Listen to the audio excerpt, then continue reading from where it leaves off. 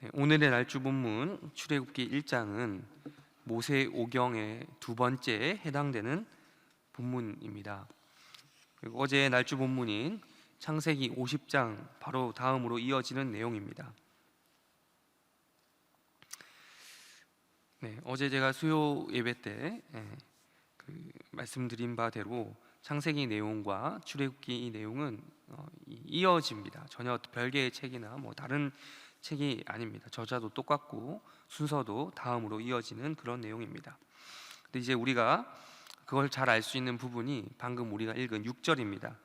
6절에서 읽었듯이 성경은 시간적인 그 차이, 그 간격은 있긴 한데 그걸 이야기하긴 하는데 어떤 한 사람을 이야기해 주고 있습니다.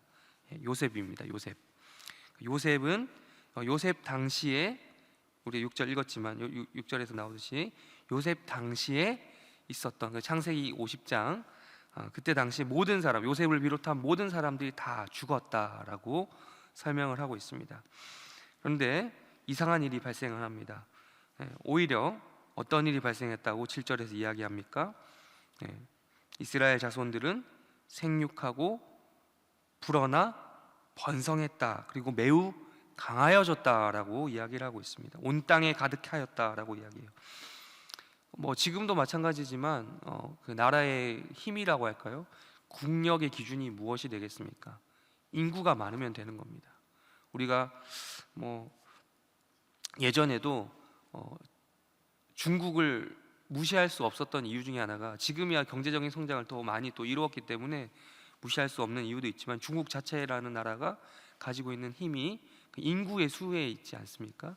그래서 그 중국이 되게 강대국 중에 하나였던 것은 예로부터 그 나라가 이제 인구수가 많기 때문에 그런 말을 하는 거죠.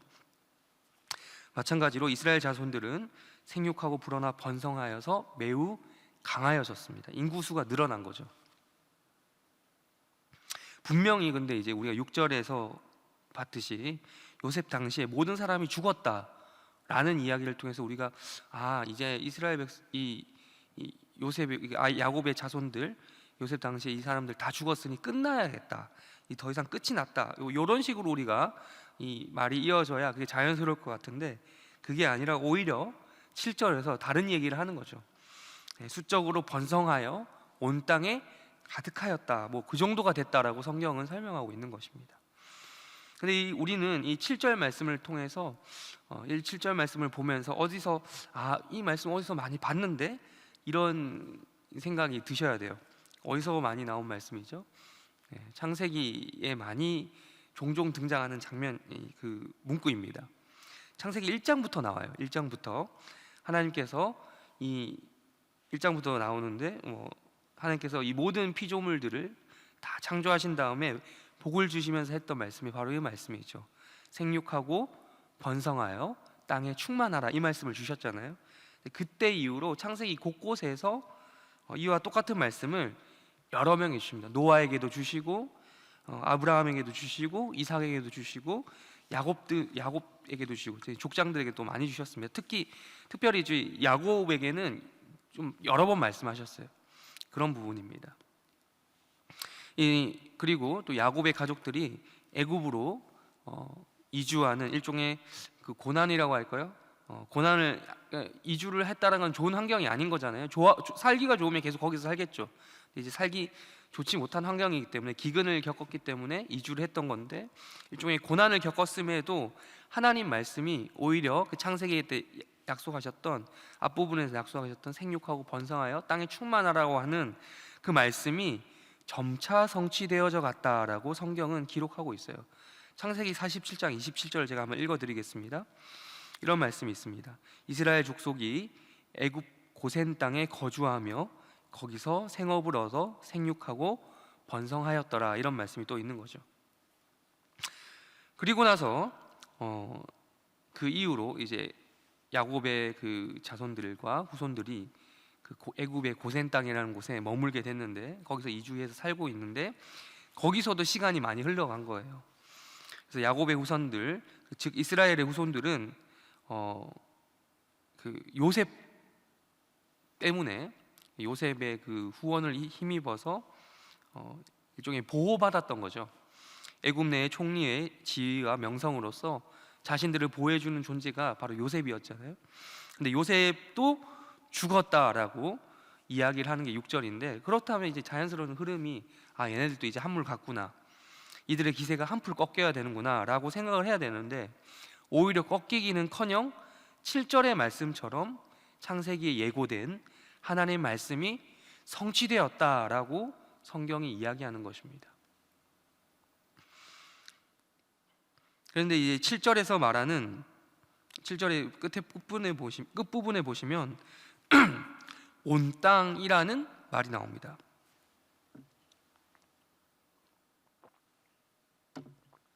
근데 이제 이게 온 땅이라고 한다면, 이게 온 땅이라고 했을 때 애굽 전역, 그러니까 애굽 전 지역을 이야기한다기보다는요, 아무래도 이스라엘 자손들이 거주하고 있었던 일종의 지금으로 치면 자치구라고 할까요? 중국에 가면 자치구가 많죠. 연변에 가면 우리 조선족 자치구 이런 게 있고, 티베트 쪽 티베트 자치구 이런 게 있는데, 그러니까 이 고센 땅이라고 하는 곳이 이제 일종의 자치구인 거예요. 그 이스라엘 백성들만 모여서 사는 그런 것이라고, 고센 특별 자치구 이런 식으로 이해하면 되겠는데요.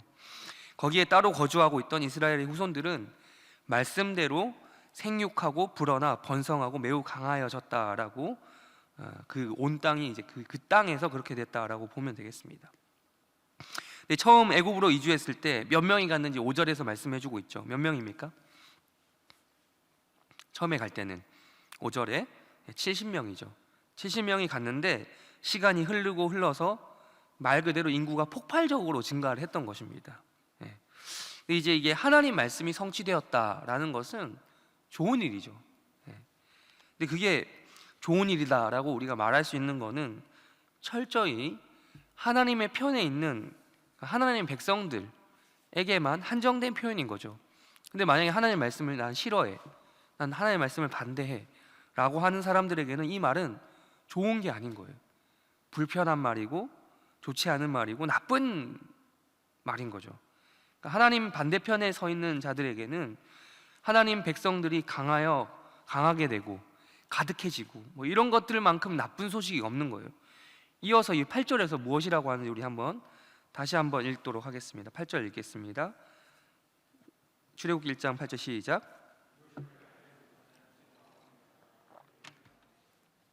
요셉을 알지 못하는 새 왕이 일어나 애굽을 다스렸다라는 말씀을 하는 겁니다. 일반적으로 학자들은 이런 말을 하더라고요. 이제 그냥 왕이 누구의 아버지의 아들이 왕이 됐다, 이런 식으로 순차적으로 왕이 바뀐 게 아니고, 그러니까 왕조가 바뀌게 되었다라고 분석을 합니다. 요셉이 다스릴 때는 힉소스 왕조라고 해서 그런 왕조가 있었는데 이제 바뀌었다, 다시 신왕국이 시작되었다, 이런 식으로 복잡하게 설명을 하는데 거기까지 굳이 다 아실 필요는 없는 것 같고, 아무튼 그러니까 마치 우리 한반도 땅에서 고려에서 조선으로 왕조가 교체됐잖아요. 이성계에 의해서 이씨 왕조가 이씨 조선이라고 해서 그렇게 왕조가 교체되었던 사례가 있는 것처럼, 이 훨씬 더 옛날 유구한 역사를 자랑하는 이집트도 역사가 긴 만큼 왕조의 교체가 자주 있었습니다. 많습니다. 그게 왕조가 시리즈가 많아요. 그 발달한 이집트 문명의 수준에서 분명히 여러분 기록이 있을 거란 말이에요. 남아 있었을 거란 말이에요. 그때 당시, 지금은 우리가 못 보지만 그때 당시에는 기록이 남아 있단 말이죠. 파피루스로 글 쓰고 그러잖아요. 그런데 남아 있었을 텐데, 이스라엘 백성들이 하늘에서 뚝 떨어진 것도 아니란 말이에요. 근데 분명히 그들이 고센 땅에서 살았던 이유를 몰라서 그런 게 아닌데, 바보도 아니고 역사를 몰라서, 요셉을 정말 몰라서 이 말을 적어놨는가 성경이. 그랬다기보다는 요셉이 살았던 시대에 그 전 왕조를 부정하고 일어난 새로운 왕조라서 그럴 수 있었다라고 우리는 볼 수 있는 것입니다. 요셉을 알기는 아는데, 요셉을 정말 모르는 게 아니라 알긴 알지만 알아도 그가 했던 그 공적이라고 할까요? 그가 애굽 사회에 기여했던 그런 것들을 모른 채 해도 될 만한 수준의 새로운 왕조가 탄생했다라고 볼 수 있는 것입니다. 그러니까 이제 이스라엘 백성들의 존재 자체가 새로운 왕조가 세워지고 새롭게 왕이 된, 새롭게 바로가 된 그 사람의 입장에서는 존재 자체가 불편한 거예요. 애물단지가 된 겁니다. 큰 땅을 차지하고 있는 불청객인 거예요. 이스라엘 백성들이 애굽 사회 내에서 그들이 존재할 수 있었던 건 유일하게 단 하나, 그 하나의 연결고리가 있었던 거거든요. 그게 바로 요셉의 권위에 의존해 있었기 때문입니다. 요셉이, 어제도 말씀드리고 우리가 날주본문을 계속 보셨죠. 요셉이 애굽 사회에 기여한 바가 있다는 거죠. 공헌을 했습니다. 그래서 애굽 전체가 기근으로 인해 다 멸망할 뻔했는데 생존할 수 있었던 거죠. 애굽으로, 그래서 수많은 사람들이 양식을 얻으러 애굽으로 찾아왔잖아요. 그 중에 야곱의 아들들도 있었고, 그렇게 해서 요셉과 다시 만나는 그런 일도 있었고. 근데 이제 그런 일들이 있었는데, 그러나 여러분, 시간이 지나면 아무리 큰 업적을 쌓아도, 공적을 쌓아도 또 나름 또 잊혀지는 법이죠. 이런 말도 있잖아요. 물에 빠진 사람을 구해주니 보따리 내놓으라는 격으로 이 태도를 바꿔버린 거예요. 요셉이라고 하는 연결고리가 사라지고, 그 연결고리를 대신할 만한 무언가가 이제 안 보이는 것입니다. 그러니 이 새롭게 일어난 이 왕조라고, 이 정권이라고 할까요? 그 왕조는 아무래도 이전 정권의 색깔을 지우려고 막 노력하는 겁니다. 지금도 그런 정권 교체가 이루어지면 이전 정권에서 했던 일들 막 지우려고 막 하는 그런 일들이 있잖아요. 그런 것처럼 과거의 일을 부정하며 논공 행상을 새로 하는 겁니다. 과거의 공신이었던 자가 오늘의 역적이 되고, 과거의 역적이 오늘의 공신이 되는 이런 일들이 다반사로 우리가 역사를 보면 알겠지만 일어나잖아요. 그래서 새롭게 일어난 이 왕조, 그리고 바로 파라오의 입장에서는 다음과 같은 말을 할 수밖에 없었던 거죠. 우리 9절과 10절 한번 읽도록 하겠습니다. 9절과 10절 읽겠습니다. 시작.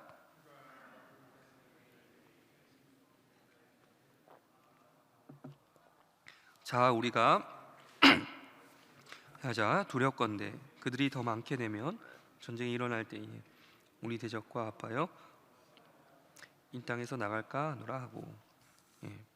이제 이 새롭게 일어나는 왕조의 그 왕 입장에서는 고민을 하는 것입니다. 혹여나 그 고센 자치구에 모여 사는 이스라엘 자손들이 힘을 합해서 단체로 일어나면 그 왕조, 새롭게 일어난 왕조의 입장에서는 안전을 보장받지 못한다는 거예요. 지금도 보면 중국 정부가 끊임없이 그 티벳 자치 이런 쪽을 건드리잖아요. 그들이 독립운동이나 이런 거 하지 못하도록 관리를 하잖아요. 이게 지금도 그런데, 그때 당시 이제 애굽의 바로 입장에서는 시작한 지 얼마 안 된 새롭게 일어나는 왕조 입장에서 새로이 세워져 권력이 아직까지는 탄탄하지 못한, 든든하지 못한 이 바로의 입장에서는 위협적 존재가 되는 게 바로 있었으니 그게 바로 이스라엘의 존재인 것입니다. 그들이 이제 막 엄청나게 성장을 이루었는데, 그들이 대적과 힘을 합치게 되면 아주 큰일이 나겠다라고 싶은 거예요, 마음속에. 그러니까 생각을 해보니까 또 이들을 그럼 그대로 쫓아보낼 것인가, 다시 너네들 살던 땅으로, 가나안 땅으로 돌아가라 라고 해도 되는데, 그러자니까 너무 또 아까운 거예요. 너무 왜냐하면 이 옛날 고대 사회에서, 지금도 마찬가지로 그렇긴 하지만 옛날부터 고대 사회에서 인력이야말로 여러분 가장 큰 자산 아니겠습니까? 인력을 활용할 수 있는 것만큼 그만큼 큰 그게 어디 있겠습니까? 그래서 이제 생각을 하는 거죠. 생각을 해보자. 지혜롭게 하자. 10절에 지혜롭게 하자. 생각을 해보자는 거죠. 가장 이들을 잘 활용할 수 있는 방법이 뭘까? 애굽의 영내 안에 들어와서 사는 그들, 따로 사는 그들을 잘 활용할 수 있는 방법이 뭘까? 머리를 굴려보자 라고 해서 생각해낸 것이 바로 11절입니다 11절 함께 읽겠습니다. 시작.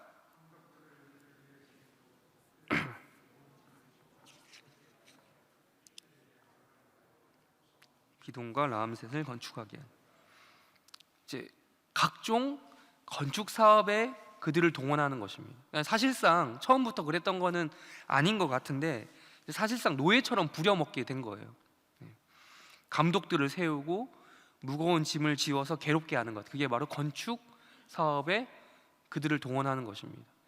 뭐 중국 같은 경우도 뭐 만리장성이나 뭐 이런 여러 가지 그런 걸 쌓을 때 많은 그 인부들을 동원해서 인부들이 그것 때문에 막 죽기도 하고 어려움을 겪었다 뭐 이런 이야기를 역사적인 기록에서 본 적이 있는 것 같아요. 마찬가지로 그런 거죠. 그렇게 하는 것이죠. 바로 왕을 위하여 일하게 하게 만든 것입니다. 그 국고성이라고 하면 이제 아주 큰 저장 창고를 이야기하는 거예요. 옛날에는 뭐 수확을 하면 갖다 놓고 이런 그런 창고가 필요했는데 아주 큰 저장 창고, 비돔과 또 라암셋이라고 하는 도시를 짓는데 그들을 동원해서 이렇게 건축하게 한 거예요. 뭐 지금으로 말하자면 노가다를 뛰게 한 거죠. 막노동을 시킨 겁니다. 평화롭게 살던 이스라엘 후손들에게는 이게 날벼락 같은 일이 아닐 수 없었을 거예요. 갑자기 신분이 바뀌었잖아요. 자유민이었는데 분명히 요셉의 그 후광에 따라 후광을 힘입어서 자유롭게, 그냥 자유민도 아니고 애굽 사람들의 일종의 뭐 경외심이라고 할까요? 아, 쟤네들은 되게 특별한 민족이야 라고 그런 입장에 있었는데 특별 대접을 받던 민족이 순식간에 정권 교체가 되면서 노예 신분이 된 겁니다. 전락한 거죠, 신분이. 그러나 이러한 세상의 정황 속에서도, 이 정권 교체의 소용돌이 현장 속에서도 오히려 더 하나님 말씀이 어떻게 되는지 보십시오. 12절 읽겠습니다. 12절 시작.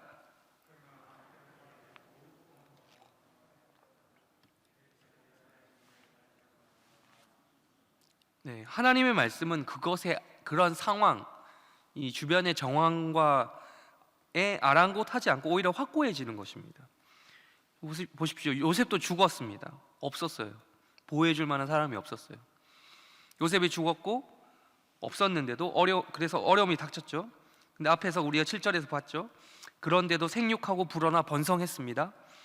자유민에서 노예 신분으로 전락해서 학대를 받았어요. 더 어려움이 심해졌습니다. 그런데도 학대를 받을수록 어떻게 됐다고요? 더욱 번성해서 퍼져나갔다. 이게 말씀이 우리에게 가르쳐주는 바입니다. 이후 바로는 어려운 일을 우리 13절 이후로는 우리가 찾지는 않겠는데 쭉 보시면 나오지만 바로는 어려운 일을 더욱더 강화시킵니다. 더 일을 많이 시켜요. 얘네들이 덜 힘들어서 그러나 더 힘들게 일을 시키고 심지어 인구수 조절을 시도합니다. 어떻게 시도하죠? 영아 살해를 지시하는 거예요. 아기들 중에 남자가 태어나면 다 죽여라 라고 또 지시를 내리는 겁니다. 그러나 성경의 증언은 어떻습니까? 시종일관 똑같은 것입니다. 이스라엘 후손들, 하나님의 백성들은 오히려 그럴수록 어떻게 되어갔다? 더 번성해 갔다라는 겁니다. 여러분, 이것은 일반적으로 우리가 상식적으로 이해가 될 수 없는 상황이죠. 왜냐하면 어렵게 하면 어려워져야 당연한 거거든요. 힘들게 하면 힘들어져야 합니다. 그러니까 힘들게 하는 거죠. 그러나 하나님의 말씀의 성취는 어렵게 해도 말씀대로 이루어지고 그렇지 않아도 말씀대로 이루어진다는 거예요. 어떻게 해서든 이루어진다라는 특징이 있는 것이 바로 하나님의 말씀입니다. 말씀을 정리하겠습니다. 하나님의 말씀은 오늘 우리가 살펴봤듯이 상황에 매이지 않아요. 상황을 따지지 않습니다. 뭐 정치적 상황, 오늘 봤듯이 정치적 상황, 주변의 뭐 이런 상황, 이런 것들을 고려하지 않고 실행되는 것입니다. 그런 거 다 따지게 되면 우리 뭐 주변 상황, 뭐 정치적으로 뭐 나 주변에 개인적인 돌아가는 이런 상황들 다 따지게 된다고 생각해 보십시오. 그런 게 하나님의 말씀이 그런 거 고려하고 들어온다 치면 끼어들 자리가 있겠습니까? 없죠. 이래서 안 되고 저래서 안 되는 것이죠. 그런데 신기하게도 하나님의 말씀은 하나님의 백성들이 더욱더 어려움을 당할수록 빛이 난다는 거예요. 버젓이 요셉이 살아있을 때는 70명 근처를 오가던 가족들이라고 우리가 5절에서 봤습니다. 근데 이제 요셉이 죽고 없어졌어요. 그러면 그 70명들이 점점점 뭐 줄어들었더라. 이래 애굽 사람들과 동화되었더라. 함께 뒤섞였더라. 이렇게 돼야 될 것 같은데 보여주던 그가 없었을 때 오히려 생육하고 번성하여 땅에 충만하였다라고 성경은 기록하는 것입니다. 그것이 바로 하나님의 그 역사인 이야기해 주는 것이. 하나님의 말씀은 언제나 똑같습니다. 예. 내가 평온할 때나 내가 고통받을 때나 크게 상황에 따라 바뀌지 않아요. 달라지지 않습니다. 늘 우리가 받는 말씀은 똑같아요. 뭐 달라지는 거 있습니까? 성경 66권에서 벗어나는 말씀이 있습니까? 없죠. 똑같아요. 늘 똑같은 말씀을 우리가 받습니다. 그런데 우리의 삶이 어떠냐에 따라 그 말씀이 다가오는 정도가 조금씩 다르다는 거예요. 네. 하나님의 말씀의 기준은 늘 똑같은데 우리가 배부를 경우에, 그러니까 늘 비유하자면, 바꿔 말하면 늘 요셉과 함께 있는 것처럼 안심이 되고 안정이 되는 상황에서는 그 말씀이 크게 안 다가오는 것이에요. 다 알긴 알겠는데 그게 피부로 와닿지 않는 거예요. 폐부로 와닿지 않는 거예요. 그러나 우리가 배고플 경우, 즉 요셉이 함께 있지 않을 때, 그가 죽어버렸을 때, 더 이상 함께하지 못할 때, 요셉을 알지 못하는 새 왕이 등장했을 때가 되면 하나님께서 약속하신 그 말씀은 더욱더 빛을 발하는 것이에요. 여러분, 우리는 어떻습니까? 우리 개인의 상황들 다 있죠. 개인적 상황 없는 사람도 없습니다. 다 있습니다. 또한 크게 보면 우리 한국교회의 상황이 있어요. 딱 이스라엘 자손과 같은 상황 아니겠습니까? 과거 기독교가 한국 사회에 끼쳤던 선한 영향력이 분명히 있습니다. 잘못도 했지만 굳이 비교할 필요가 있겠냐마는 잘못보다는 잘한 게 더 많아요. 역사적으로 한국 사회 인프라 자체를 기독교가 들어오면서 많이 기여를 했죠. 그런 선한 영향을 알지 못하는 사람들이 지금 마구마구 나타나고 있지 않습니까? 과거 선한 사역을 했던 기독교 역사를 부정하는 사람들이 많이 생겨나고 있어요. 우리 개인도 한국교회의 일원으로서 내가 기독교인이다 라고 알리기 민망할 정도의 비난을 받기 쉬운 시대를 살아가고 있습니다. 분명히 내가 그들에게 잘못한 게 없어요. 딱히 잘못한 게 없어요. 옛날에 내가 더 잘해줬으면 잘해줬지 못해준 건 없는데 오히려 그런 사람들이 욕을 하는 거예요. 이제는 우리는 이런 상황에 대해서 어떻게 해야겠습니까? 그럴수록 그런 상황이 더 심해질수록 더욱더 변하지 않고 늘 똑같은 하나님의 말씀에 우리의 마음을 두어야 되는 것입니다. 거기에 의지해야 되는 것입니다. 하나님의 말씀은 우리의 상황에 따라, 내 주변 정황에 따라, 내 마음 상태에 따라 변하는 그 무엇이 아닌 것입니다. 그래서 더욱더 우리는 감사할 수 있는 거예요. 그래서 더욱더 우리가 의지할 수 있는 거예요. 내 상황에 따라 바뀌는 말씀이 얼마나 그게 위로가 되겠습니까? 그런 건 위로가 되지 못하는 거예요.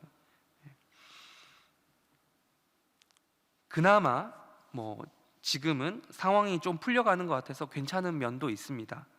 그러나 언제든지 또 상황이 악화될 수도 있겠죠. 그럴 가능성을 아예 배제할 수는 없으니까요. 이때 우리 해림교회 성도들께서는 어떻게 하셔야겠냐? 늘 마음 단단히 먹고 계시기를 바랍니다. 요셉이 죽었다 하더라도, 요셉을 알지 못하는 사람이 나타나서 나를 괴롭힌다 할지라도, 학대를 받는다고 할지라도 그럴수록 더욱더 하나님의 말씀이 더 그럴 때일수록 하나님의 말씀이 확실하구나, 하나님의 말씀이 더욱더 확실히 이루어지겠구나, 그걸 내가 더욱더 또렷이 보겠구나 라는 것을 실제적으로 우리 삶에서 경험하는 해림교회 성도들이 되시기를 바랍니다. 우리 주기도문으로 예배를 마치고 각자의 기독제 가지고 기도하시겠습니다. 하늘에 계신 우리 아버지여, 이름이 거룩히 여김을 받으시오며 나라의 마옵시며 뜻이 하늘에서 이루어진 것 같이 땅에서도 이루어지이다. 오늘날 우리에게 일용할 양식을 주옵시고 우리가 우리에게 죄 지은 자를 사하여 준 것 같이 죄를 사하여 주옵시고 우리를 시험에 들게 하지 마옵시고 다만 악에서 구하옵소서. 대개 나라와 권세와 영광이 아버지께 영원히 있사옵나이다. 아멘.